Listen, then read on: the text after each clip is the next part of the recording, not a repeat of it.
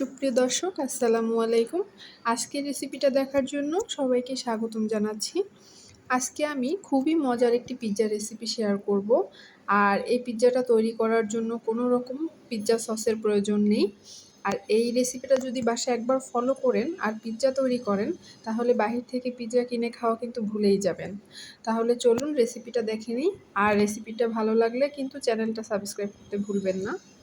এখানে আমি পিৎজা তৈরি করার জন্য মেজারমেন্ট কাপের 1 কাপ পরিমাণ ময়দা নিয়ে নিয়েছি 1 চামচ পরিমাণ ইস্ট আর হাফ চামচ পরিমাণ লবণ, দিয়ে দিচ্ছি চিনি 2 চামচ পরিমাণ।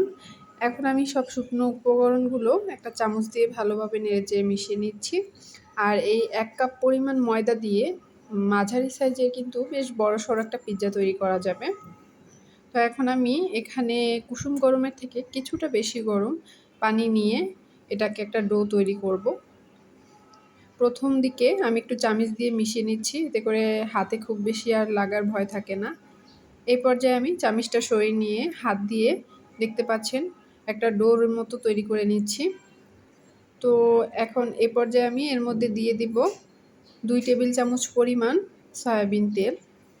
তেলটা প্রথম দিকে একটু বেশি মনে হতে পারে, কিন্তু একটা পর্যায়ে এটা ভালোভাবে মথে নেওয়ার পর দেখতে পারবেন ডোটাও অনেক সফট হয়ে গেছে আর তেলটাও কিন্তু আর থাকবে না। এই ডোটা তেলটাকে একদম স্যুপ করে নেবে। তো এভাবে খুব সুন্দরভাবে মেখে নেওয়ার পরে কিছুক্ষণ পরে দেখতে পাচ্ছেন খুব সুন্দর একটা সফট ডো তৈরি হয়েছে। এটাকে আমি ঢেকে 20 মিনিটের মতো রেস্টে রেখে দিব। এখানে আমি গরুর মাংস নিয়েছি, দেখতে পাচ্ছেন একদম ছোট ছোট করে কিউব করে কেটে নিয়েছি। এ পর্যায়ে আমি এর মধ্যে দিয়ে দিচ্ছি হাফ চামচ পরিমাণ হলুদ গুঁড়া, দিয়ে দিয়েছি হাফ চামচ পরিমাণ ধনিয়া গুঁড়া, মরিচের গুঁড়া হাফ চামচ পরিমাণ, এগুলো আপনারা বাড়িয়ে কমিয়ে নিতে পারবেন।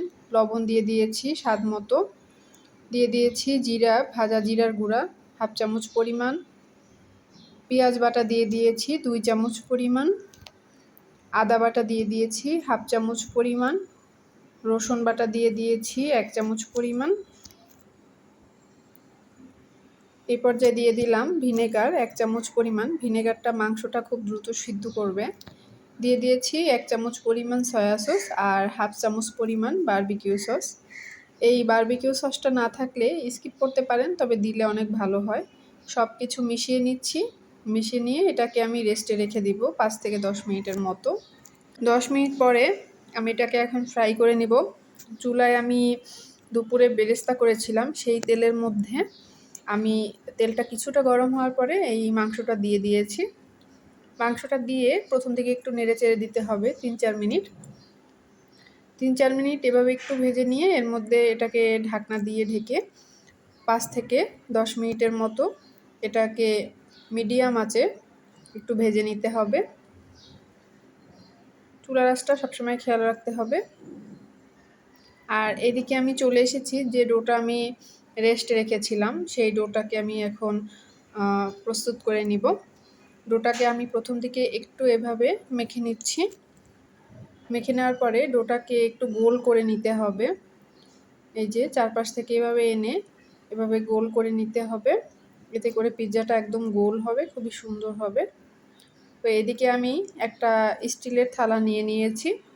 থালার মধ্যে আমি একটু তেল ব্রাশ করে নিয়েছি। ব্রাশ করে এখন এই ডোটাকে আমি এভাবে এই থালার উপরে রেখে দেখতে পাচ্ছেন কীভাবে ঘুরিয়ে ঘুরিয়ে এটাকে গোল করে নিচ্ছি। আপনারা চাইলে রুটির মতো বেলে নিতে পারেন, তবে আমার কাছে এটাই অনেক বেশি সহজ মনে হয়। হাত দিয়ে এভাবে গোল করে নিচ্ছি, একদম সুন্দর গোল শেপ করে নিয়েছি। এখন এভাবে হাতের আঙুল দিয়ে দেখুন এই সাইডটা একটু এভাবে চেপে চেপে দিতে হবে, এতে করে পিৎজা আমরা দোকানে যে পিৎজা খাই, যে পাশে যে একটু উঁচু হয় পিৎজার চারপাশটা, সেরকমই উঁচু হবে। এখন এই পর্যায়ে আমি একটা কাঁটা চামচ দিয়ে এভাবে ছিদ্র করে নিচ্ছি। ছিদ্রটা একবারে এপাশ থেকে ওপাশ পর্যন্ত করা যাবে না, উপর থেকে হালকা হাতে ছিদ্রটা করতে হবে। তো ছিদ্রটা করার পরে এটাকে আমি 5 মিনিটের মতো রেস্টে রেখে দিচ্ছি। এদিকে আমি যে মাংসটা চুলায় বসিয়েছিলাম ফ্রাই করার জন্য, দেখুন খুব সুন্দরভাবে একদম কালো ভুনার মতো কালো হয়ে ফ্রাই হয়েছে। এ পর্যায়ে আমি এর মধ্যে কিছুটা কাঁচা পেঁয়াজ দিয়ে দিয়েছি।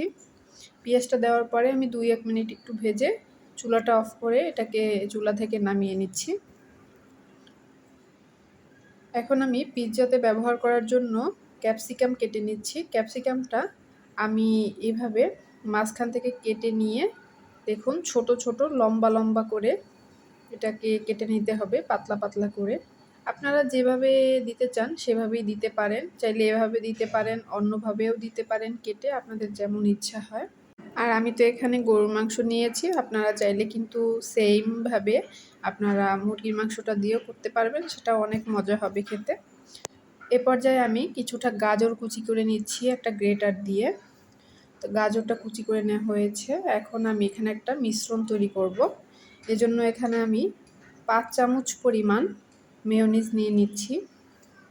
মেয়োনিজটা অবশ্যই দেওয়ার চেষ্টা করবেন, কারণ যেহেতু এখানে আমরা কোনো পিৎজা সস ব্যবহার করব না, তাই মেয়োনিজটা কিন্তু অনেক বেশি কাজে দিবে। তো মেয়োনিজটা নেওয়ার পরে এর মধ্যে আমি যে গাজরগুলো কুচি করে নিয়েছি সেই গাজরটা দিয়ে দিচ্ছি। এরপর এখানে 1/2 চামচ পরিমাণ চিনি দিয়ে দিয়েছি। চিনিটা দেওয়ার কারণ হচ্ছে আমার মেয়োনিজের মধ্যে চিনি একদম নেই বললেই চলে, তো মেয়োনিজটা চিনি না হলে ভালো লাগে না। তো এখন মিশিয়ে নেওয়া হয়ে গেছে। এখন আমি যে পিৎজার তৈরির জন্য যে ডোটা তৈরি করে রেখেছিলাম সেটা নিয়ে নিচ্ছি। দেখুন এটা কিন্তু চারপাশ থেকে ফুলে উঠেছে, আর মাঝখানে ছিদ্র করে দেওয়ার জন্য মাঝখানটা কিন্তু ওইভাবে ফুলে ওঠেনি। তো এখন এই পর্যায়ে দিয়ে দিচ্ছি টমেটো সস। এই টমেটো সসটা একটু বেশি দেওয়ার চেষ্টা করবেন। টমেটো সসটা দেওয়ার পরে এরপরে এর উপর দিয়ে আমি বারবিকিউ সস দিয়ে দিচ্ছি। এই বারবিকিউ সসটা কিন্তু এই পিৎজার স্বাদ অনেক বেশি বাড়িয়ে দিবে। তো এই সব কিছু দেওয়ার পরে আমি আরেকটু ছিদ্র করে নিয়েছি। নিয়ে আমি এই যে গাজরের যে মিশ্রণটা তৈরি করেছি, গাজর মেয়োনিজের, সেই মিশ্রণটা এর উপর দিয়ে দিচ্ছি। গাজর আর মেয়োনিজের মিশ্রণের পরে এরপরে দিয়ে দিচ্ছি আমি যে মাংসটা ফ্রাই করে নিয়েছিলাম সেই মাংসটা। আপনারা বাসায় অবশ্যই কিন্তু এইভাবে ট্রাই করে দেখবেন। আমি কথা দিচ্ছি এইভাবে তৈরি করে খেলে আপনারা বাহিরের পিৎজা একদম ভালোই লাগবে না। তো এরপরে দিয়ে দিচ্ছি ক্যাপসিকাম, আমি যে ক্যাপসিকামটা কেটে নিয়েছিলাম। আর এই পর্যায়ে দিয়ে দিচ্ছি মোজারেলা চিজ। আপনারা চাইলে এই চিজটা অ্যাভয়েড করতে পারেন, চাইলে এইভাবেই বেক করে নিতে পারেন। আর দেখতে পাচ্ছেন আমি কিন্তু চিজের পরিমাণটা কম দিচ্ছি, তো আপনারা চাইলে একটু বাড়িয়ে দিতে পারেন, এতে করে উপরটা অনেক বেশি জুসি হবে। আর এখানে আমি যে মেয়োনিজটা তৈরি করেছিলাম সেই বাটিতে 1 ফোঁটা ফুড কালার নিয়ে এটাকে চারপাশ দিয়ে ব্রাশ করে দিয়েছি পিৎজার।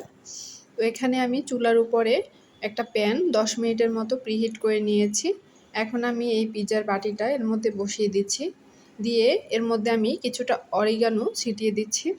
অরিগানোটা আপনারা চাইলে স্কিপ করতে পারেন, তবে এটা দিলে একদম পিৎজার স্বাদ পাওয়া যাবে।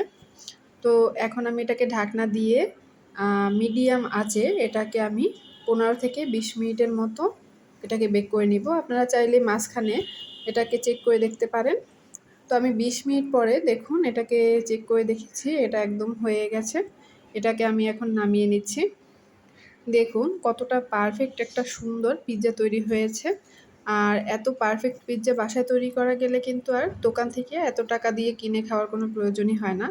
আমি এটাকে একটু কেটে দেখাচ্ছি, এটা কিন্তু অনেক বেশি জুসি হয়েছে আর বাসার সবাই অনেক বেশি পছন্দ করেছে।